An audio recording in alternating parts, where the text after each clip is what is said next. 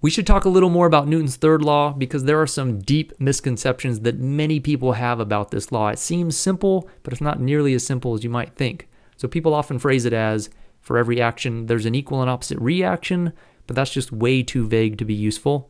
So a version that's a little better says that for every force, there's an equal and opposite force. So this is a little better. The equal sign means that these forces are equal in magnitude, and this negative sign means that they're just different by the direction of the vector. So these are vectors. So this says that this pink vector F has the opposite direction, but equal in magnitude to this green vector F.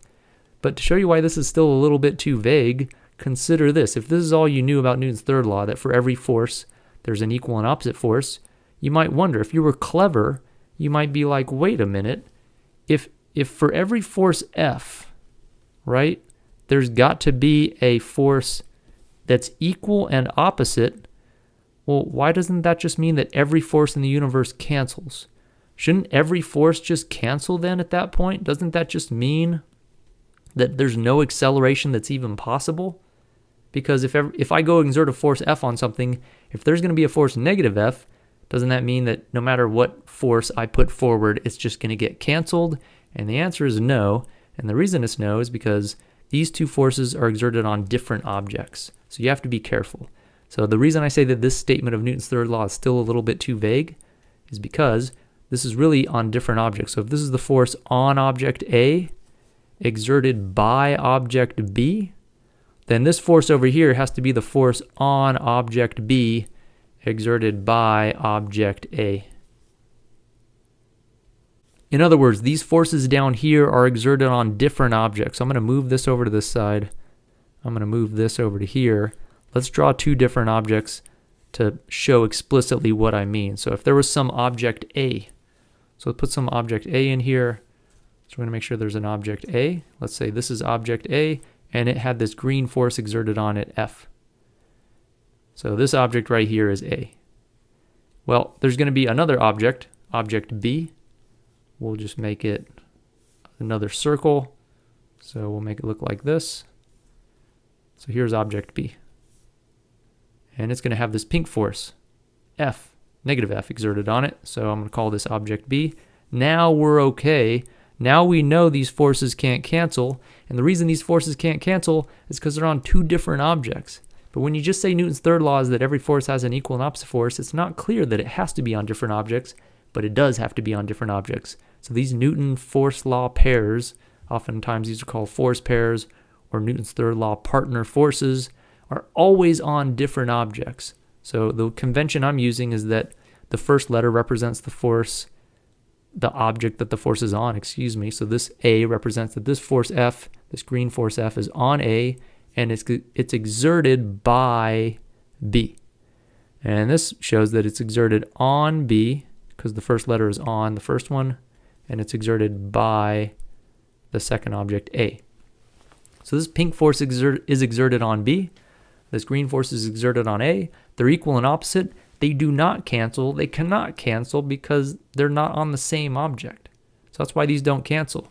And they are the same magnitude, even if the two objects are not the same size. This is another misconception. If object A is a planet, a big planet, or maybe a star, this is yellow, so it looks like a star. Let's say this is some big star, and this is some smaller planet orbiting that star. This is not to scale unless this planet was enormous.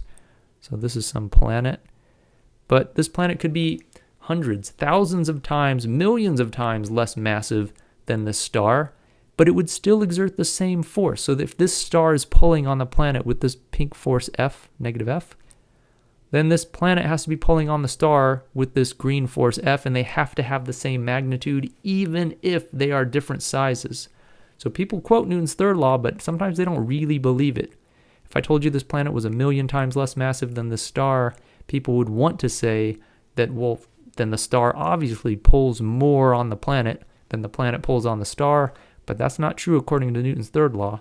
And Newton's third law said that they have to be the same, even if they're different sizes. So if this was the Earth and this is the Earth pulls on the moon just as much as the moon pulls on the Earth. And you might still object. You might say, wait a minute, that makes no sense. I know the star just basically sits there and the planet gets whipped around in a circle. How come this planet's getting whipped around and the star's just staying put? And that's because just because the forces are equal, that doesn't mean the result is equal. In other words, the forces could be equal, but the accelerations don't have to be equal.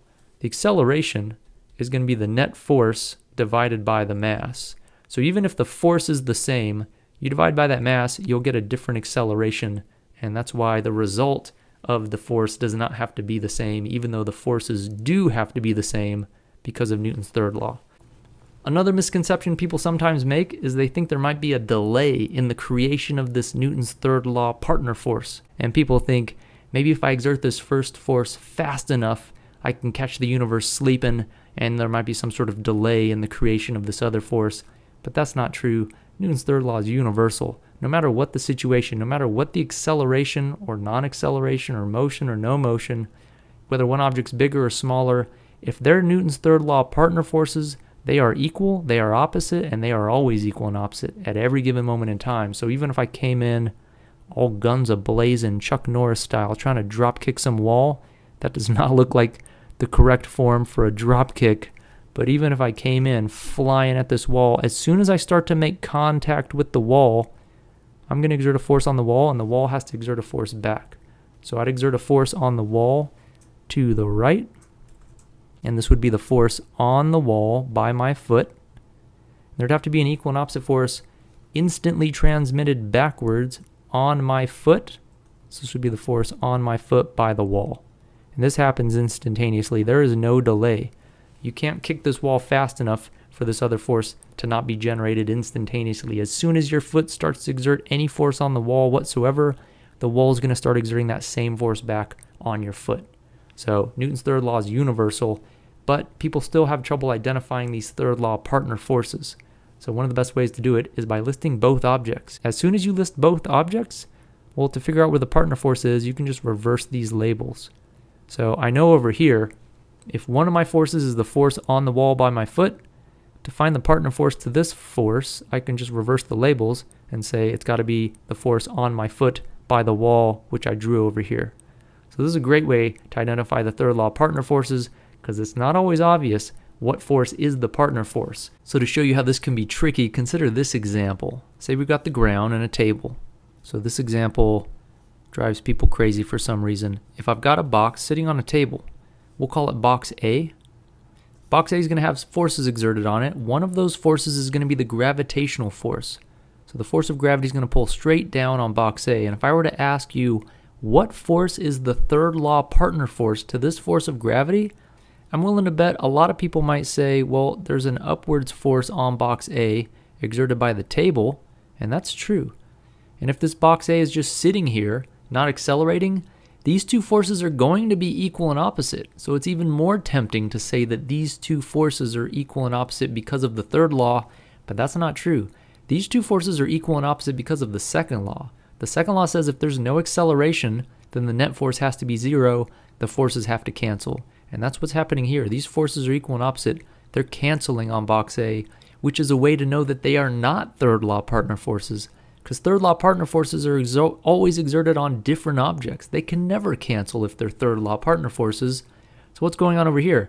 We've got two forces that are canceling. They're equal and opposite, but they're not third law partner forces. Their partner forces are somewhere else. I haven't drawn their partner forces yet. So let's try to figure out what their partner forces are. So let's get rid of this. Let's come back to here. Let's slow it down. To figure out what the partner force is, name the two objects interacting. So this force of gravity, I shouldn't be vague. I should call it the force on object A, our box A, exerted by, well, you can't just say gravity. Gravity is not an object. So the object that is exerting this gravitational force on A is the Earth. So this force, really, this gravitational force, if I want to be careful, is the force on object A exerted by the Earth. Now it's easy to figure out where the partner force is. The partner force can be found just by reversing these labels. So instead of the force on A by the Earth, there's got to be an equal and opposite force, which is the force on the Earth by box A. So opposite means it has to point up. So there has to be an upward force. And that upward force has to be exerted on the Earth by box A. And this is kind of weird because you may not have realized it, but if the Earth is pulling down on a box, or you, that means you are pulling up on the Earth. And this might seem ridiculous. I mean, if you jump up, you fall back down. you move around, but the Earth just sits there. If your forces are equal, how come the Earth doesn't move around like you do? And it, again, is because just because the forces are the same, the acceleration doesn't have to be the same. The mass of the Earth is so big compared to your mass, there's basically no acceleration, even though the forces on you and the forces on the Earth are the same. So these two are third law partner forces. These two are joined together forever. They have to be equal no matter what happens. These two forces will always be equal. I don't care if this box is accelerating or not accelerating, whether there's motion or no motion, whether it's hitting a wall, sitting on a table, falling through space. These two forces must always be equal and opposite because of the third law. So how about this other force, this force that the table was exerting? So this is the force on A by the table. So if I want to label it correctly, I'd call it the force on box A exerted by the table. Now finding the third law partner force is easy. I can just reverse these labels and I'd get that there must be, instead of an upward force, a downward force on the table by A.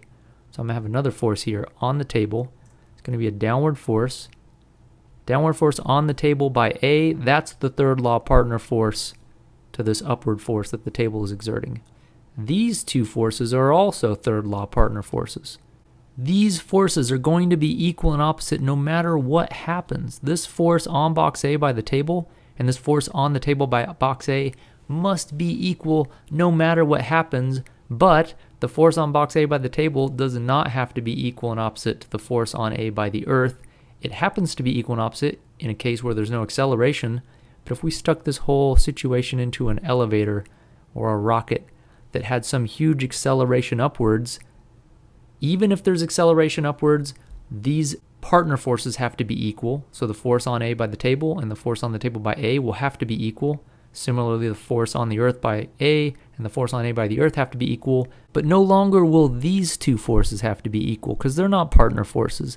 They might be equal and opposite in some circumstances, but they don't always have to be equal and opposite. If we're accelerating upwards, this upward force on the box must be bigger than the downward force on the box, and so these won't be equal.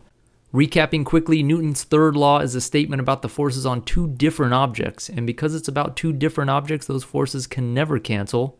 To find the Newton's third law partner force, just reverse the label after you've identified the two objects that are interacting.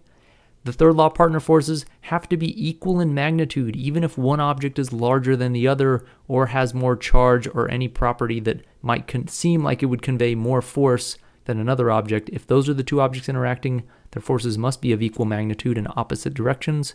The force is instantaneously generated, this partner force is, and be careful. Some forces might seem like partner forces, and they might be equal and opposite, but they're not necessarily third law partner forces. They may just be equal and opposite for other reasons.